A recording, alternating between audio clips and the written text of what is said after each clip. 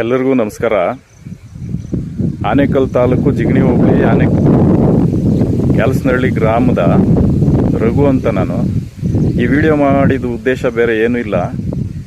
ಇಂದು ಬೆಳಗ್ಗೆ ಸುಮಾರು 3:27 ಇದೇ ನಮ್ಮ ಕ್ಯಾಲ್ಸನಹಳ್ಳಿ ಗ್ರಾಮದಲ್ಲಿ ಅರ್ಬರ್ಸ್ ಬಡಾವಣೆ ಅಂತ ಒಂದು ಏನಿದೆಯೋ ಆ ಒಂದು ಲೇಔಟಲ್ಲಿ ಒಂದು ಚಿರತೆ ಸುಮಾರು 3:27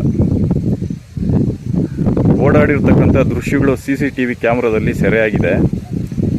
ಇದ್ರ ಬಗ್ಗೆ ನಮ್ಮ ಬನ್ನೇರಘಟ್ಟ ಫಾರೆಸ್ಟ್ ಇಲಾಖೆಯವರು ಏನಿದ್ದಾರೆ